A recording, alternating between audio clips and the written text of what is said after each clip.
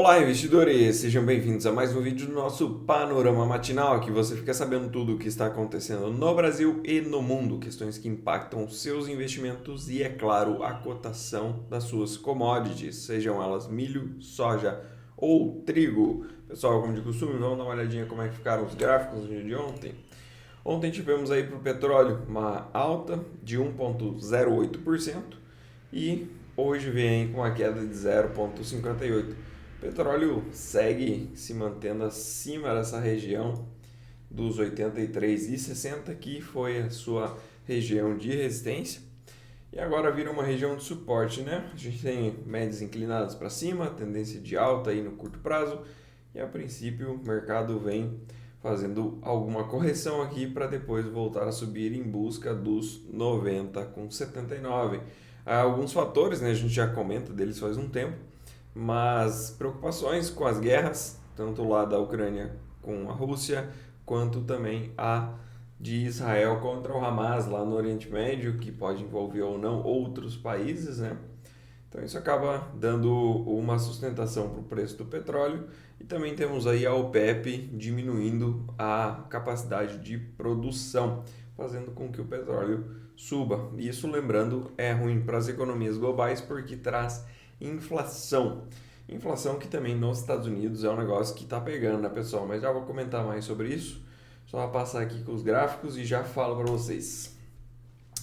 A gente viu o óleo de palma cair ontem também, 1,11%, seguindo o petróleo, né? E hoje a gente já temos aí uma alta de 0,54% para esta commodity.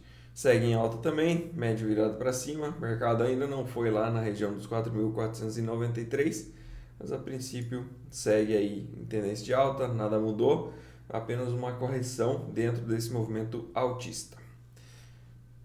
Para o óleo de soja, ontem o dia foi lateral, basicamente fechou aí com uma alta de apenas 0,17% e hoje vem caindo 1,28%. Perdeu o seu fundo anterior e agora a gente pode começar a pensar num óleo de soja, inclusive mais barato.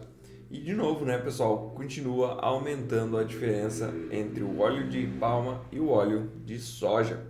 Caso esse mercado realmente engate uma queda aqui, a gente pode projetar algum tipo de alvo, que seria mais ou menos algo assim, tá? O primeiro já foi atingido, seria ali na casa dos 45,64 o próximo alvo para o óleo de soja. Ontem também vimos uma queda nos grãos, grão de soja que caiu quase 10 cents por bushel, 9,6, e hoje continua sua queda aí com 0,24% de queda. Também vem aí nessa tendência, se a gente traça esse pivô para baixo, ficaria com um alvo lá na região de 11,35, que é basicamente a mínima do ano, tá? Vamos ver o que vai acontecer com esse mercado, mas é fato que aqui eles têm perdido força. E com a alta do dólar ontem, a gente também viu um impulso maior para que esse movimento acontecesse. No farelo, a gente também teve uma queda. Queda ontem no farelo foi de 1,4% e hoje vem subindo 0,57%. Tá lateralizado, média está apontando para baixo. Teoricamente, no curto, a gente poderia esperar um pouco mais de queda, vindo testar aqui, quem sabe, os 323. Lembrando que se o grão vier para baixo, a gente pode esperar também o farelo vindo para baixo.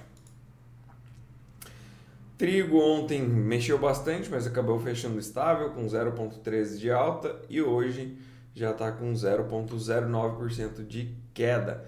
Vem testando novamente aquela região como suporte, região dos 5,57 dólares por bushel. Milho conseguiu ter uma valorização ontem, subiu 0,7% e hoje vem subindo 0,52%.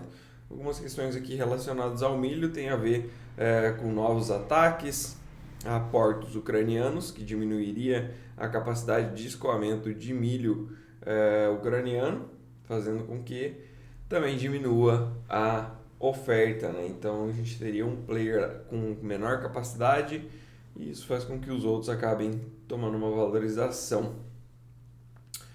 Aqui no Brasil, a gente viu um movimento de alta também para o milho. Milho subiu na nossa bolsa 1,44%, puxado aí pelo dólar, que teve uma forte valorização, e também por Chicago, que subiu esses 0,7%. Ontem a gente viu o dólar contra as principais moedas do mundo e também contra países emergentes. Basicamente, o dólar subiu contra todo mundo mesmo ontem. Subiu 1,04%. Para esse índice aqui é muita coisa, pessoal. 1% aqui é uma volatilidade enorme. A gente pode ver também pelo tamanho dessa barra, né? Ela com certeza é a maior dos últimos meses aí. Então 1,04% de alta e hoje vem subindo já 0,09%.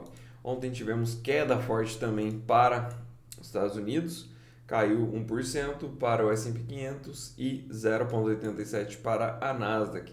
Mas, né, como subiu muito, ainda não mudou nada aqui, a tendência ainda segue de alta e o mercado tem para o S&P 500 um suporte na casa dos 509 mil pontos, 509 pontos no caso, e a Nasdaq na casa dos 434 pontos. Brasil ontem, uma queda bem expressiva, caiu 1,41%, e a gente vê aí o mercado vindo novamente testar um suporte aqui nessa média. Não conseguiu evoluir, né? A gente teve um sinal bem interessante anteontem, o mercado subindo bem e deu continuidade a esse movimento no dia seguinte, mas ontem acabou entregando boa parte dessa alta. Agora falando, pessoal, do que motivou, né, essa atualização do mundo, o dólar subindo tão forte, as bolsas caindo tão forte também, basicamente foi a publicação dos dados de inflação dos Estados Unidos que vieram acima da expectativa do mercado. Como eu antecipei para vocês no vídeo de ontem, era muito difícil que viesse aí com uma queda, né? Porque a gente tinha um desemprego menor, vagas de emprego abrindo, né, cada vez mais, e também uma média de hora salarial subindo. Então é difícil de imaginar que a inflação ela vai ceder no momento em que você tem todo mundo com plena capacidade de consumir. Então, bem difícil mesmo, e foi o que de fato aconteceu. Então, essa inflação mais alta, ela trouxe a ideia de que vai ser muito improvável a gente ver cortes aí na próxima reunião do FONC, do Fed, né? E isso arrasta lá para frente, quem sabe até para o ano que vem, um corte na taxa de juros, fazendo com que as taxas nos Estados Unidos permaneçam mais altas por mais tempo. E lembrando, né, a maior economia do mundo é de grande interesse de investidores globais pegar os seus investimentos e levar para os Estados Unidos. Por quê? Porque a taxa está pagando bem, apesar que a inflação ela segue um pouco mais alta, né? Você tem um ganho real mais baixo, porém você consegue prefixar aí as suas taxas para mais longo prazo numa taxa pagando 5,5 em dólar, tá? Então é muita coisa. Isso fez aí o dólar se apreciar e também tirar o ímpeto das bolsas, né? Porque basicamente quando você tem uma taxa de juros mais barata, você consegue crédito mais barato e consegue rodar as empresas aí com menos custo. Isso faz com que as bolsas subam. Agora, se a gente tem uma perspectiva de juros mais alto por mais tempo, o contrário também é verdadeiro, né? Fica mais caro para obter crédito e mais caro para rodar as empresas. Então o mercado acaba tirando um pouco desse ânimo que vinha colocando nas bolsas, né? Foi isso basicamente o que a gente viu ontem, e o dólar mais forte acaba puxando também as commodities em Chicago para baixo, né? Por quê? Porque o Brasil é um forte concorrente. Claro que tem outros países no mundo, mas principalmente para soja a gente fala aqui do Brasil. E o dólar ante o real ficando mais caro significa que eu, como importador, que preciso comprar mercadoria, comprar soja, eu consigo comprar mais do Brasil utilizando menos dólares do que se eu fosse comprar nos Estados Unidos. Então acaba havendo essa compensação em cima da Bolsa de Chicago para que consiga ainda tentar ser competitivo, né? Basicamente é isso que acontece nessa dinâmica de preços global. Pessoal, hoje a gente vai ter o relatório do USDA, tá? Comum aí, né? Todo mês a gente tem ele. O relatório de oferta e demanda, e aqui eu trouxe para vocês as expectativas que a gente tem para esse relatório. O relatório ele vai ser 1h da tarde, tá? Estoque final de milho nos Estados Unidos, ele ficou aqui pelas expectativas na casa de 53,47 milhões de toneladas. Quase 2 milhões de toneladas abaixo do relatório anterior, né? No estoque mundial também 2 milhões e meio, mais ou menos, abaixo do que a gente tinha no relatório de março, essa expectativa para esse relatório de hoje. No Brasil, a expectativa é que também corte aí em cerca de 2 milhões de toneladas a produção. E na Argentina, a expectativa é que corte em 0,7 milhões de toneladas. Esse corte da Argentina ele é muito pequeno, tá, pessoal? A Bolsa de Rosário ela já está trabalhando com uma expectativa de produção em 50,5 milhões de toneladas lá na Argentina. E a USDA ainda estava em 56, né? Então esse corte aqui ele é muito pequeno. Basicamente lá na Argentina o que tem acontecido, que tem causado problemas, são questões climáticas, tendo muita chuva aí. Em alguns momentos a gente teve também problemas com cigarrinha. Isso vai deteriorando lá a qualidade das produções argentinas, né? Então, a princípio, a Bolsa de Rosário atualizou esse número para 50,5. Vamos ver o que o USDA vai fazer, se ele realmente vai manter lá em cima a expectativa de produção da Argentina, tá? É claro que o USDA ele tende a ser um pouco mais conservador, né? Então, mas 55,3 é realmente muito pouco, muito pouco. Para a soja, como é que tá? Estoque final da soja dos Estados Unidos, aumentando levemente essa expectativa, que venha bem pouco acima, né? A gente teve em março 8,57 milhões de toneladas, a expectativa é que venha 8,68. Então, bem pouco mesmo de ajuste aqui. Se vier isso mesmo, tende a nem fazer preço, tá, pessoal? Porque é uma diferença tão insignificante que não deve mexer com o mercado. Para a parte de produção do Brasil, a expectativa é que venha para 151,7 milhões de toneladas. O relatório anterior trazia 155. Esse número aqui ele ainda tem tendência de queda, tá, pessoal? Pelo que a gente vê dos outros relatórios, sejam eles privados ou não, a expectativa é que o número esteja um pouco mais baixo da produção brasileira. Lembrando, o extremo estava lá em 135 milhões, né? Então, a princípio aqui a gente tem algo no meio do caminho entre esse dado do USDA, que é o mais otimista, e o pior dado, que seria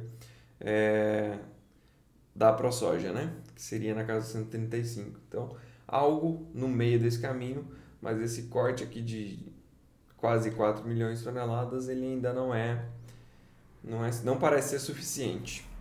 Na Argentina, a expectativa de produção da soja ainda aumenta de 50 milhões de toneladas do relatório de março para 50,2 para este relatório. Pelo menos essas são as perspectivas para este relatório.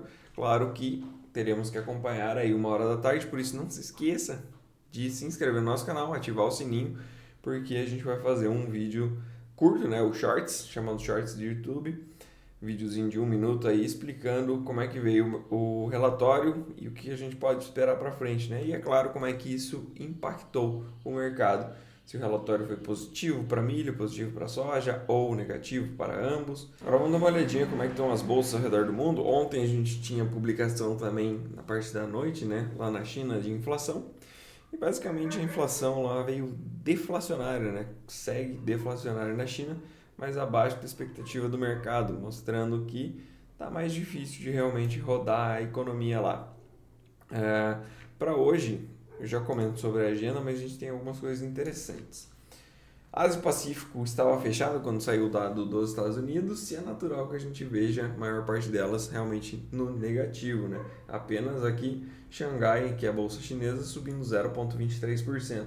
Destaque de queda fica para a bolsa australiana com uma queda de 0,44%. Na Europa, ontem a gente viu um movimento negativo, dado essas questões dos Estados Unidos. E hoje também, né, dando continuação, o Eurostoxx cai 0,57%. A Alemanha também cai nesse mesmo tom. E quem mais cai hoje é a bolsa italiana, que cai 0,85%. Para os futuros dos Estados Unidos, uma continuação também da queda vista ontem, S&P 500 caindo 0,3% e Nasdaq caindo 0,2%. Dólar contra as principais moedas do mundo sobe 0,04 e temos aqui um dólar misto contra moedas de países emergentes. Tem espaço para fazer um recuo aqui porque ontem a alta foi realmente muito forte. Na parte de commodities não agrícolas, a gente tem mais um dia de alta para o minério de ferro, subindo 1,29%, e o petróleo caindo 0,45%. A princípio, dia um pouco mais negativo, tá, pessoal? No Brasil, 9 horas da manhã, vamos ter publicação de vendas no varejo. Pode mexer um pouco com o setor de varejo, obviamente. Temos aqui também dados de União Europeia, que vai sair taxa de facilidade permanente de depósito. Não tem de mexer muito não com a volatilidade do dia. Decisão taxa de juros. Aqui a gente pode ter alguma surpresa, tá, pessoal? A princípio, o mercado espera que tenha lá a manutenção da taxa de juros em 4,5%. E por conta dessa inflação dos Estados Unidos ontem, eu não sei se eles conseguem mudar assim, a decisão tão em cima do laço, né? Mas é possível que realmente se mantenha. Por que eu digo isso? Porque estava sendo ventilado a questão de que eles poderiam começar a cortar a taxa de juros antes do que os Estados Unidos. E aparentemente seria bom aqui em abril, né? Agora, com essas questões recentes aí, pode ser que mude alguma coisa e eles acabem realmente mantendo. Mas temos que acompanhar, 9h15 da manhã, pode ser que tenha alguma surpresa na publicação desse dado aqui.